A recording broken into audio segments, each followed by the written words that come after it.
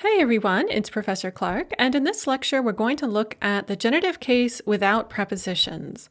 The textbook presents a lot of information about the genitive on pages 63 through 65, and I'm going to break it down into several lectures because I think there's a lot of useful stuff there, and I want to go through it pretty slowly with a number of examples.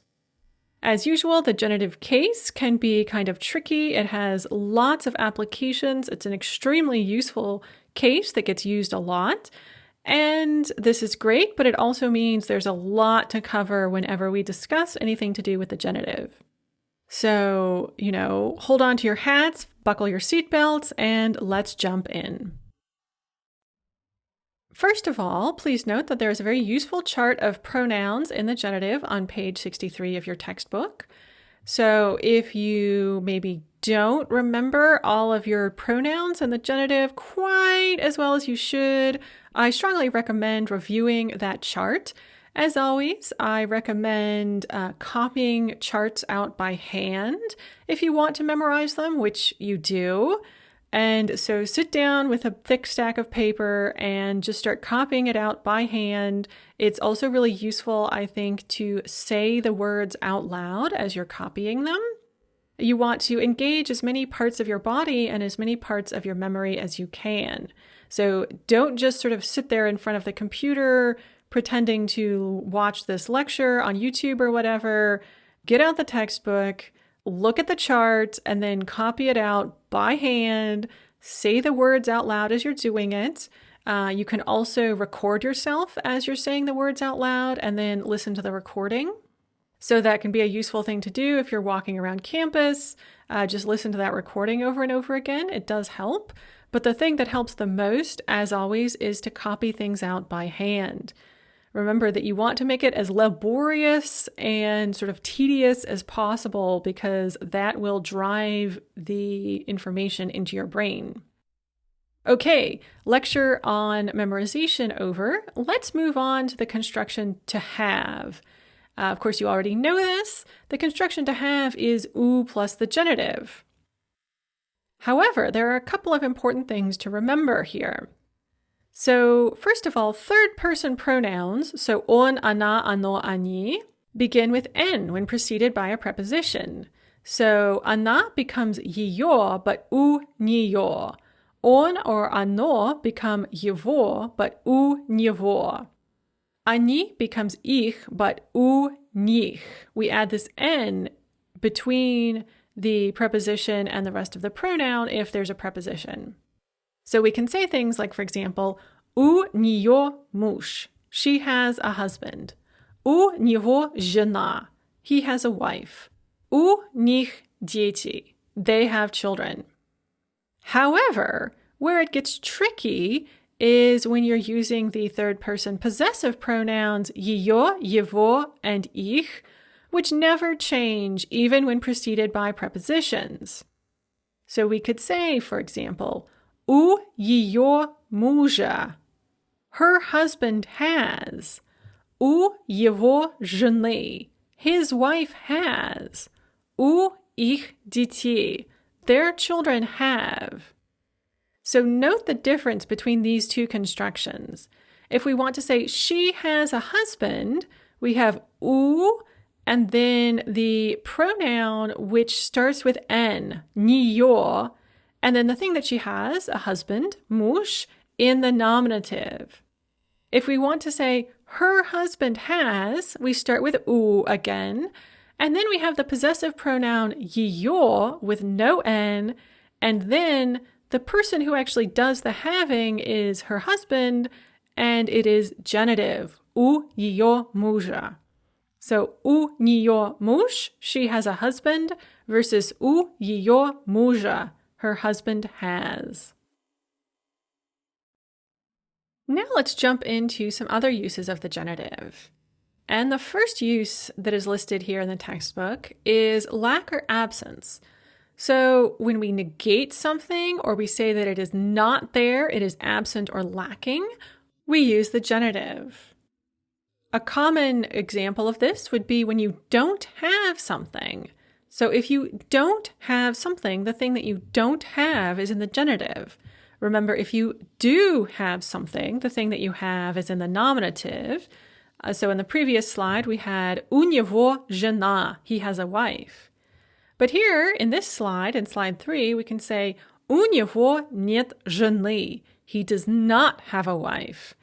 Жены is also genitive because he does not have a wife. The word wife is in the genitive. We have a lack or an absence. Or we could say у его жены нет кошки. His wife does not have a cat. And once again, both the word жена is in the genitive, жены, because it is the object of у, and then кошка is in the genitive, кошки, because it is not there. It is lacking or absent. She does not have a cat. We do the same thing if we're saying that someone's not here. So if we ask, for example, где Нина? Where is Nina? The answer could be ее сейчас нет. She's not here right now. Because she is lacking or absent, we use нет and then put her in the genitive. Ее сейчас нет. She's not here right now. And note that the word ничто, nothing, is almost always in its genitive form, ничего, because it's almost always lacking or absent. Я ничего не знаю. I don't know anything. Я ничего не читаю. I'm not reading anything. Я ничего не пишу. I'm not writing anything. We have the strong element of negation, absence, or lack, and so we put it in the genitive. Another very common use of the genitive is to indicate possession and relation. The genitive has this overall meaning of, and is used to indicate possession. So we could say, for example, "Это машина брата." This is my brother's car. Remember, in Russian, you don't have to say my if you are talking about your own family members. It's assumed that if you're talking about a brother, you're talking about your own brother. And what we literally say here is, this is the car of my brother. Это машина брата. Or, это дом сестры. This is my sister's house. Or literally, this is the house of my sister. We don't have to use any kind of a preposition. We just put the possessor in the genitive, and that's all there is to it. And note the word order. You really need to have the thing being possessed first and then the possessor second, because you are saying, for instance, this is the car of my brother, this is the house of my sister. You need to stick to that word order. And just as a side note, you can have this in long strings of the genitive. This is a common feature, especially of more formal or complicated Russian writing. So we could have, for instance, у сестры Макса нет машины. Max's sister does not have a car. And all the nouns are in the genitive in this sentence. Or, это книга брата Нины. This is the book of the brother of Nina. This is Nina's brother's book. But we would say, this is the book of the brother of Nina. Это книга брата Нины. Another example of the of meaning of the genitive is when we use it to qualify other nouns. An important difference between Russian and English is that Russian distinguishes between the sentences, he is an instructor of Russian and he is a Russian instructor. And so if we want to say he is an instructor of Russian, we have to use the word Russian in the genitive. Он преподаватель русского. He is an instructor of Russian. He himself could be an American, but he is an instructor of Russian. His subject is Russian. He teaches Russian. This is opposed to he is a Russian instructor, он русский преподаватель. This means that he is an ethnically Russian instructor. He could be teaching physics or math or something like that, but he was born in Moscow and his name is Ivan Ivanovich Ivanov. He is a Russian person who is an instructor. And so when we want to indicate that first meaning, he is an instructor of Russian, so we are qualifying that noun instructor, we have to put the other thing, the qualifier, in the genitive. Another very important use of the genitive is to indicate quantity. And we are going to go into way more detail about this later. But for now, just note that when we count things or we indicate a quantity of things, we must use the genitive. And this includes words that do not indicate a particular or a specific quantity, but just indicate quantity in general. So много, much, many, or a lot. Мало, which means too little or not enough. Немного, which is a little but enough. Сколько, how much or how many. And несколько, some or several, all take the genitive. However, некоторые, which is an adjective that means some, a certain, or a certain number of, does not take the genitive. It matches the noun it modifies in gender, case, and number. So we won't worry about that right now. We'll just remember that много, мало, немного, сколько, and несколько all take the genitive. So for example, you could say, у меня много воды. I have a lot of water. У меня мало молока. I don't have enough milk. У меня немного времени. I've got a little bit of time. У меня несколько книг. I have several books. Or сколько у тебя книг? How many books do you have? Another case where we use the genitive is when we are talking about the size or height of something or its color. So there are a couple of key questions here that you want to know, and then the answers. The question, how tall or how big, is какого роста, which literally means of what height or of what size. And note that the question is in the genitive, какого роста, and so the answer is also going to be in the genitive. You could ask, for instance, какого роста твой брат? How tall is your brother? And then you could answer, мой брат невысокого роста. My brother is not tall, my brother is short. Мой брат среднего роста. My brother is of medium height. Мой брат высокого роста. My brother is tall.